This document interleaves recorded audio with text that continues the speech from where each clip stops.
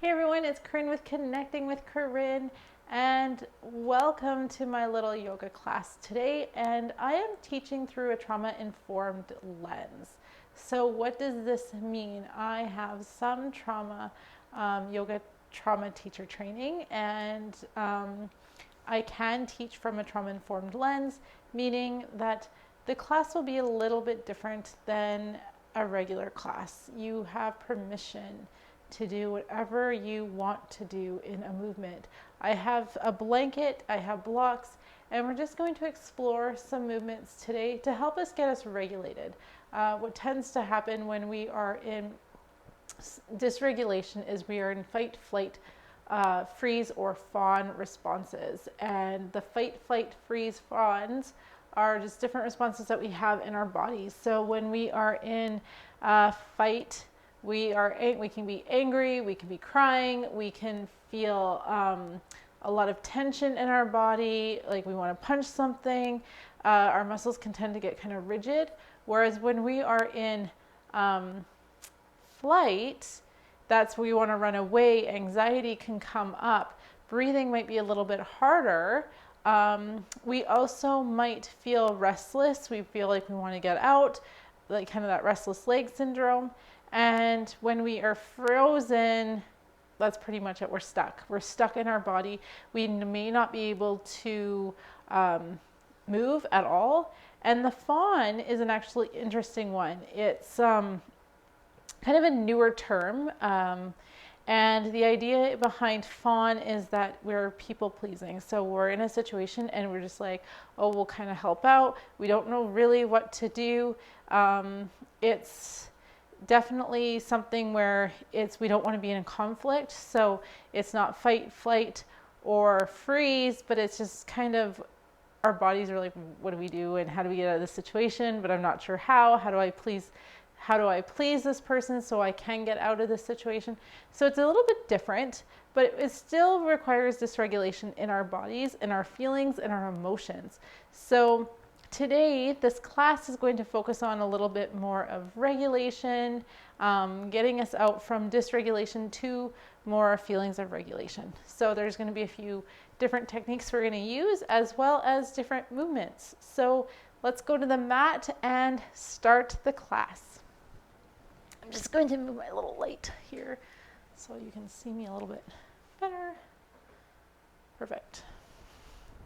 And I'm a little red-faced because I've been playing around with my heat sources and been around that. So I've got my blanket today and I've got some blocks. You can always have a pillow beside you or a bolster if you like.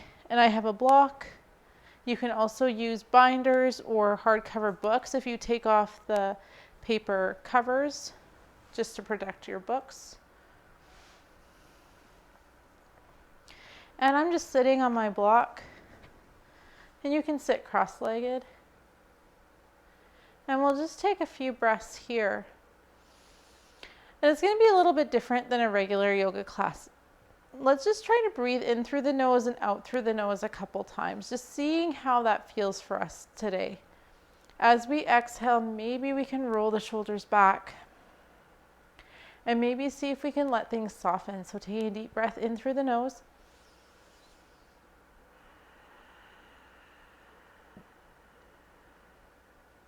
Out through the nose. Feeling the shoulders draw back. Just breathing in through the chest.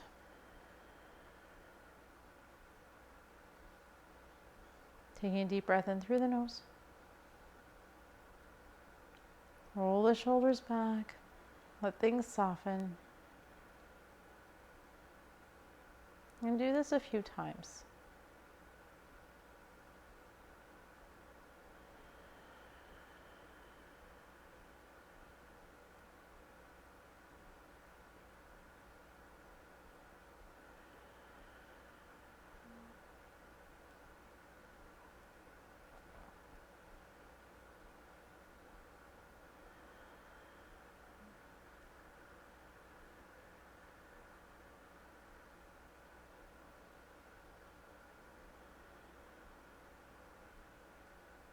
And this time what we're going to do is take a deep breath in.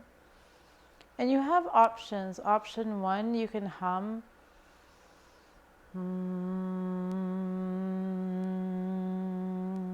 Or you can buzz. So just having the mouth slightly open and just making a buzzing sound.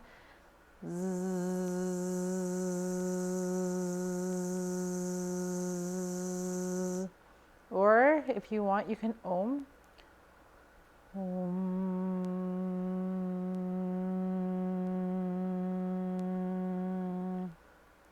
we'll do this a couple times. And by doing this, what happens is we're stimulating our vagus nerve, or vagal nerve. And our vagal nerve, or vagus nerve, it runs down through the neck into the chest, and it can help with the dysregulation to make us into more of a regular state in our body. So it kind of works the parasympathetic nervous system. So taking a deep breath, and you can om, hum, buzz. I'll hum for this one.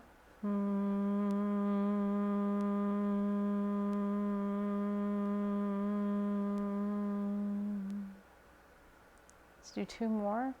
I'll om for this one.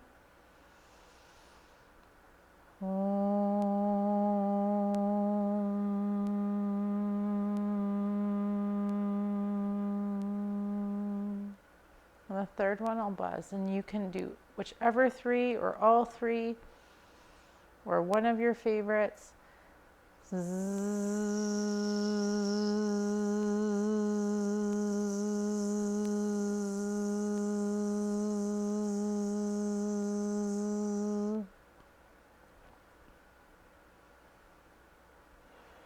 And take one more breath.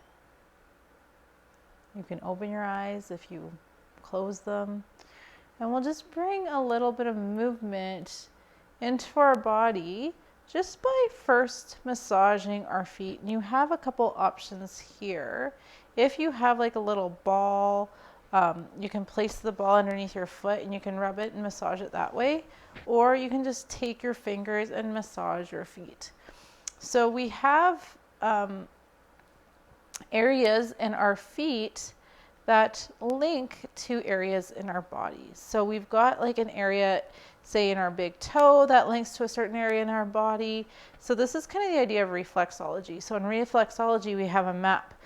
And there's a map of our foot, and in certain places, it links to our kidneys, our heart, our liver, our spleen, and other meridians and organs and areas in our body. And plus, massaging our feet can help us feel a little bit more grounded.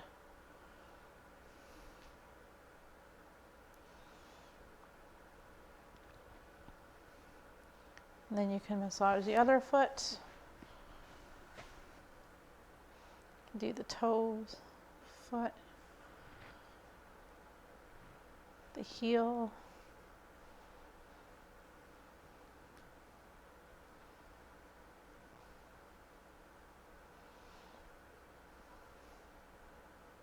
And also when you're doing the massage, you can start to notice if you have that sense between our hands and feet and how this feels in the body. When we are in a trauma state, or when we have had trauma and we are dysregulated, sometimes we can't actually sense areas in our body, or our brain and our body just aren't able to link up. So in this class, I won't be really teaching lefts and right. I will be just talking about just moving a leg and noticing how that feels. And maybe you won't be able to feel anything at all throughout this class, and that's okay. As you continue to do some movements, and just by moving in general, then what will start to happen is your body will become a little bit more and more regulated over time, where you'll be able to start to feel sensations again. So I'll just move the feet. Good. And then from here, let's do a little bit of tapping. So you can take your fingertips, or you can take more of your fingers, and we'll just start tapping, and we'll start, and actually I'll come up closer so you can see. We will start here, just kind of by our collarbone, and just tap down in here.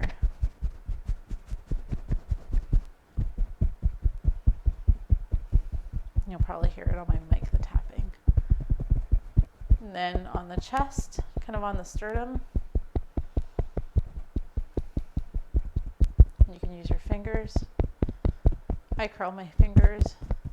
You can tap it that way or thump. And then from here, kind of underneath your belly button, or not your belly button, your armpit. This is your armpit. And down the seams of the shirt or hoodie that you're wearing. Sorry, I'm itchy too. Tapping and scratching my head.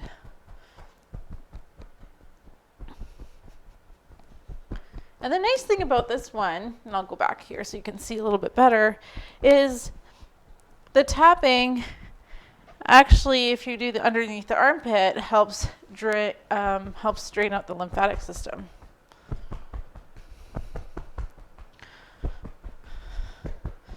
And tapping can also get energy moving in the body. So you might notice some tingling sensations. And again, if we're at a state where we are so dysregulated we can't feel or we're unable to feel sensations in our body, one day you might start to notice tingling sensations. And then you can do your face, and you can just take your fingertips and you can start kind of at the bone underneath your eyes, kind of near your cheekbones, and then around the bone over your eyebrows. It's the occipital bone. And then around your face, you can do your forehead, you can go between your nose and mouth, your chin, whatever feels good for you. And you can work your way out starting from the middle. And then if you want, you can also brush. So you can kind of sweep, so pushing fingertips into and then just kind of swiping away. That feels good too. Just moves a little bit of the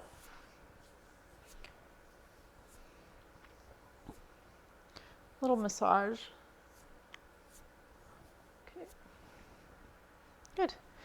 And then let's actually get up and do a little bit of movement. So coming to a standing position, bouncing, shaking it off. So bouncing and shaking it off.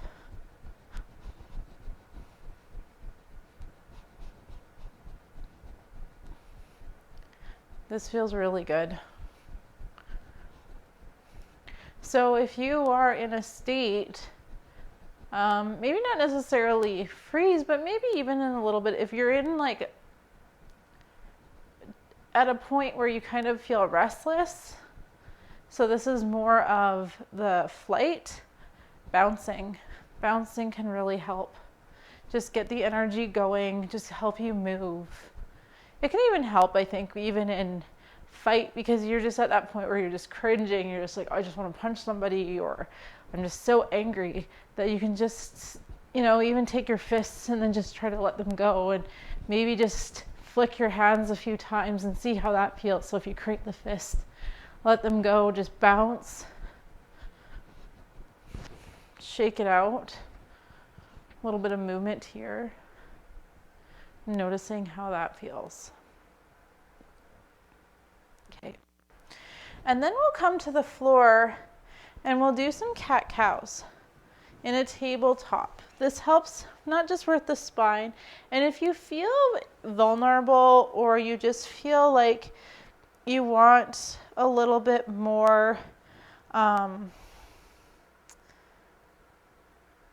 guess privacy is a good word for it, or just feeling like you just want to cocoon, because sometimes we want that sensation of almost hibernating or denning, kind of like a little animal. When they get scared, they'll hide. And sometimes, like, we're so vulnerable, we want to sometimes feel like we're hiding, and we can kind of place a blanket over top of us that makes us feel a little bit safer. So you have this option. And dropping the belly down if you like, moving the head up towards the sky. This can be small movements, they don't have to be big. And then rounding your back like an angry cat. And then belly drops down, chin moves away from the chest. And then belly pulls in. And just notice how you're breathing. Maybe you're inhaling as your hips push up. Maybe you're exhaling as you round. Or maybe you're exhaling as the hips push up, chin moves away from the chest ever so slightly. And then inhaling in cat, rounding the back. There's no right or wrong way to breathe here. Just notice. Notice which way you're breathing.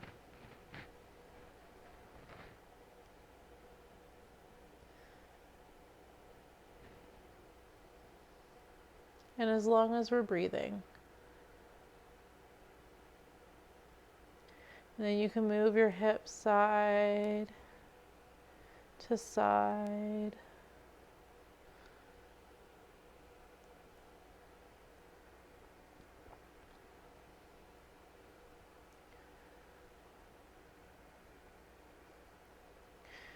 And then we'll just do a little bit of an extension with the legs.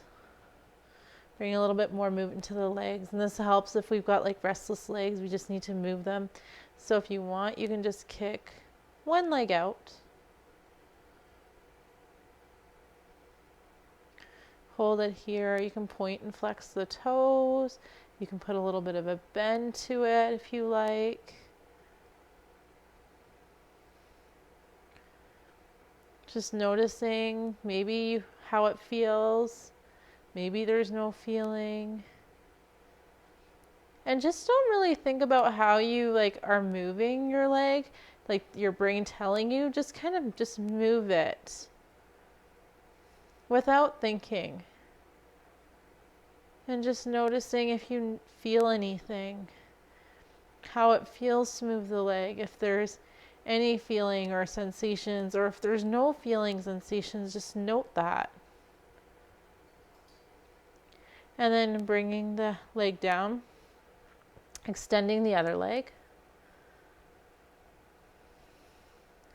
And again, just kind of moving it. You can bend, you can straighten, you can point and flex the toes.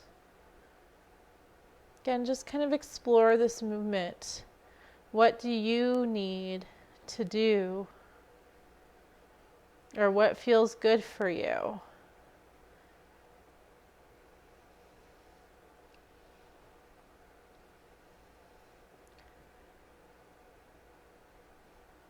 Or sometimes we don't know what feels good or what we need to do, and that's okay. So just see how you want to move.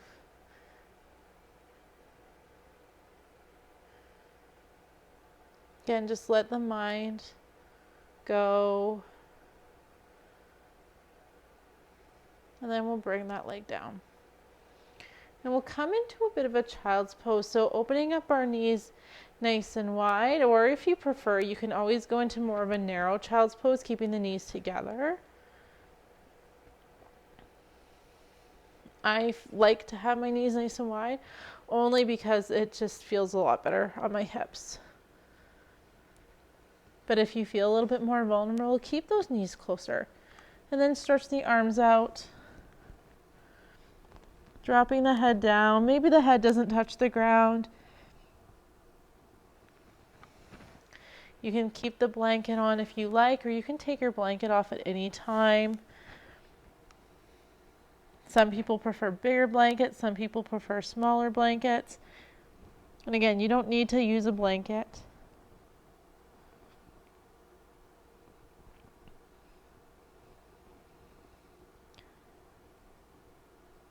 that we're in these spaces and we're dysregulated, we want to feel safe. And sometimes having a blanket or a covering makes us feel warm, makes us feel safe. And then we'll come back to center. Good. Then we can just kind of just do a couple circles here.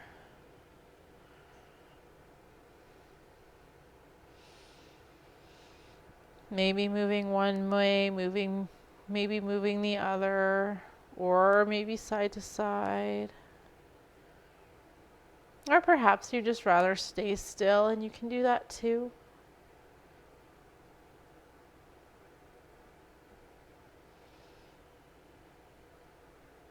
And then we'll come back to center.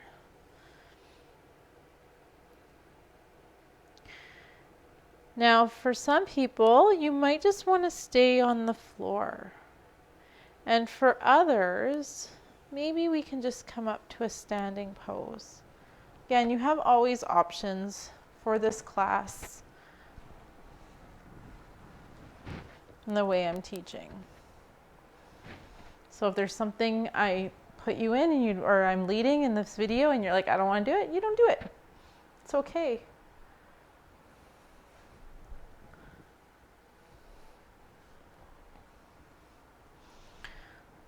So this one we're going to do, or I'm going to demonstrate, and you have that option. Lots of options, lots of possibilities for this. It's a standing tree. And with this standing tree is not forcing our feet. So just standing still and just first allowing our big toes, see if we can push those big toes into the floor. If we are disconnected and we can't feel our feet into the ground, maybe just feel like we just want to bounce or just bend the knees ever so slightly. And just see how it feels just to close your eyes and just to stand.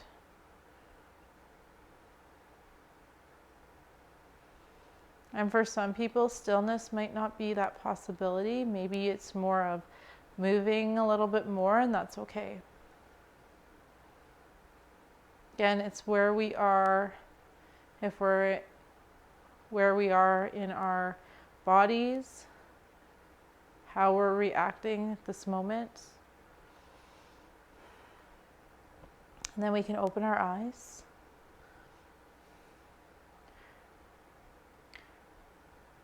And pushing one foot into the floor, bending one foot and leg, and just lifting the foot up and placing it wherever we can on our leg. So maybe it's not quite high, because I know in yoga, for like tree pose, I say to bring your leg up to the inner thigh. That might just allow your leg to come up. See where you can place your foot. Even if you place your foot on your knee, because you're using different muscles and this is like all into the leg strength, you can put it on your knee. Just be mindful, okay, of your knee. So wherever you can drop your leg, and if it slides down, that's okay. And then you can take a block or a book or a weight, something you can just hold into your hands. Maybe just notice if you have what it feels like, or if there is feeling.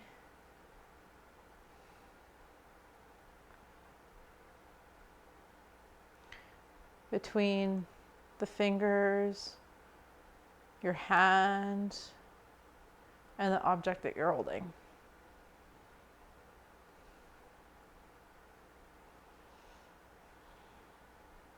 And just take a breath. And if you wiggle and wobble and fall, it's okay. And then release. And we'll do this one more time on the other side.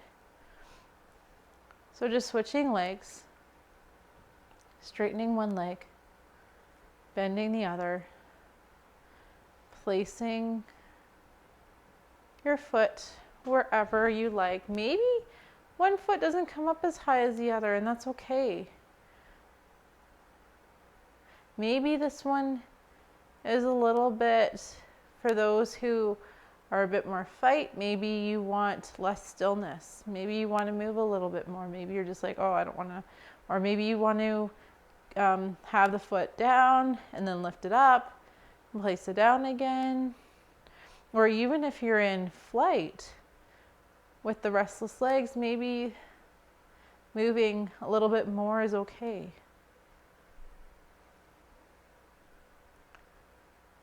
And just see where we are. See if we can breathe.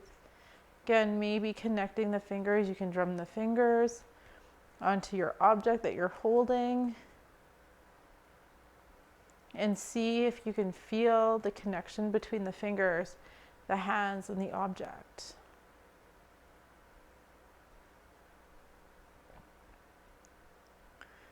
And then we can lower down. And if you need to, you have lots of options here. If you want, you can just stay still. You can shake it out if you like. Wiggle it out. It feels good. Okay. And then we'll come back down to the floor.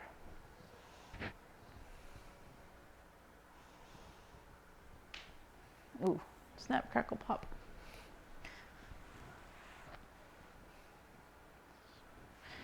And we'll just lie on the floor here. The feet can be bent. I'll just move the blanket a little bit so you can see. And if you want, you can have the blanket over top of you again to either keep you warm or just to feel safe and comfortable. Kind of like a little cocoon. So the knees are bent here. And it's almost like a little floor cat-cow.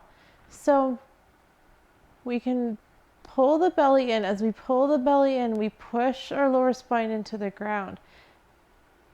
Rolling the shoulders ever so slightly inwards. Chin tucks in just ever so slightly. Head can lift here. And then we roll the shoulders back. Chin moves away from the chest. We push the hips into the ground, and then there's a little bit of an arch in the low spine. You can have the arms down by your side. You can place your hands on your tummy, and then exhale or inhale, just breathing, pushing the lower spine into the floor, rounding the shoulders ever so slightly, chin to chest, or not even like all the way, just a little bit, so you're like kind of looking up. And then lowering the head, shoulders back down. And this is just slight movements here, but just enough. Now this one might be a little bit harder if we have that disconnect between the sensations in our body and feeling. So we might not be able to feel that the spine is pushing into the ground. But this is just a little floor cat-cows.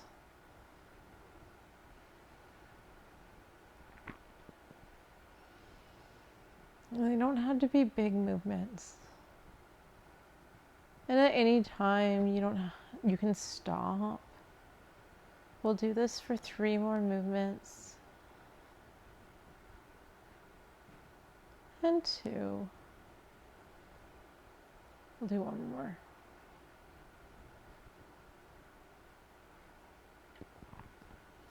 And 1. And then options, keeping the knees bent. You can stay on your back, or if you like, you can roll to your side. You have these options, and we're just going to move an arm. So you can just roll to one side and just imagine that we're painting.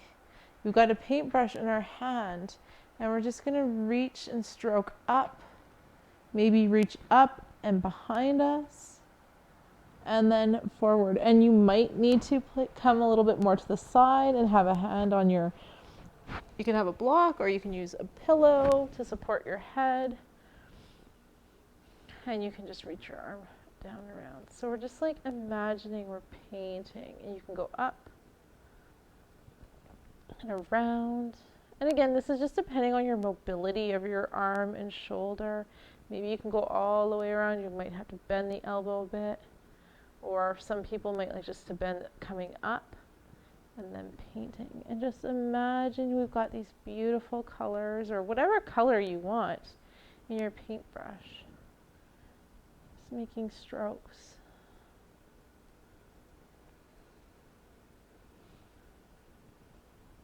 If you prefer to stay on your back, you can do the exact same thing on your back. I'll use the other arm so you can see. And just bring the arm around and up towards your head and then down. So it's the exact same kind of movements, except you're just on your back as opposed to your side. So you have these options. Just noticing how it feels. And then we'll do one more movement. And there's lots of possibilities of doing this. Just seeing where you're moving with your arm, if you want to today, again, on your side, on your back.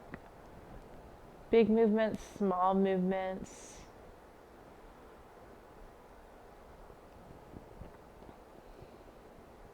And then one. And then we'll just go on our back. Maybe just windshield wiper the knees side to side. For some people, maybe that means also straightening, bending the legs.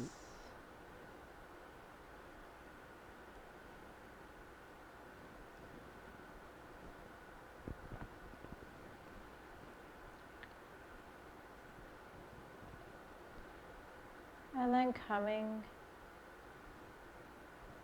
back to a center.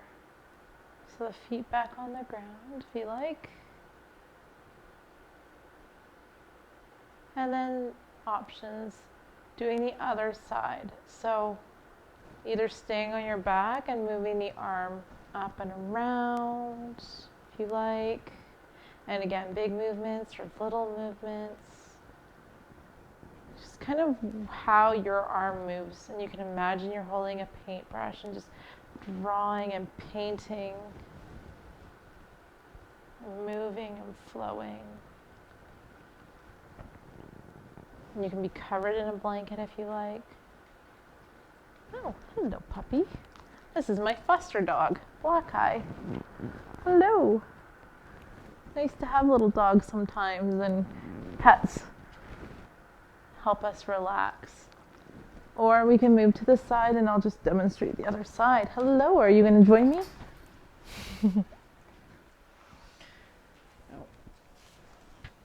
Coming to the other side. Bye. Down, up, around. You can have a pillow or you can support your arm. In big circles. Or you can bend here and come up along the side of the body.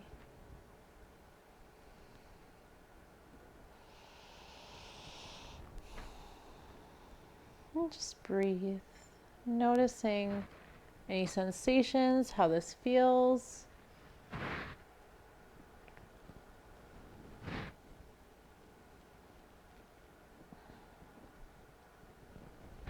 can imagine you're painting, or even imagine like you're swimming, moving through water, or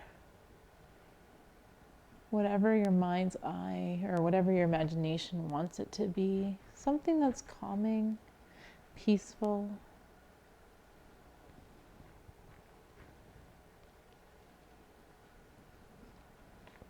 We'll do 2 more of these. 1 more.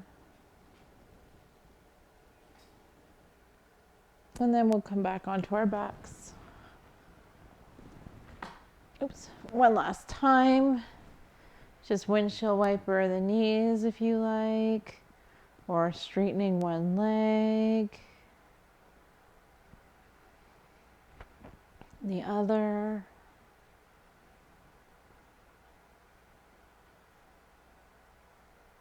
And then you have options. We'll just go into either Shavasana, so lying down. You can have your little blanket to cover you. So you can cover yourself with your blanket, have a pillow that feels comfortable for you.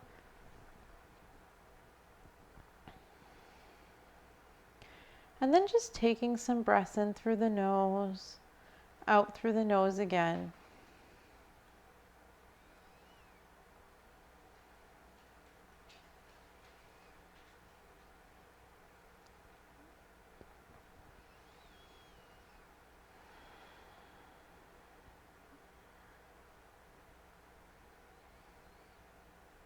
And if you don't feel supported by the ground, maybe you want to bend the knees, that's fine. Maybe being on your back doesn't feel good, so maybe that means just rolling to one side, but just allowing yourself to relax in whatever position feels comfortable for you. Even if that means like seated or a different lying down position.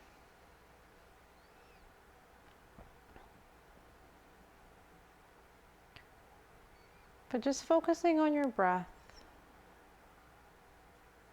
Deep inhales through the nose, deep exhales through the nose. If you want, you can go back to the buzzing, the ohms, or the humming.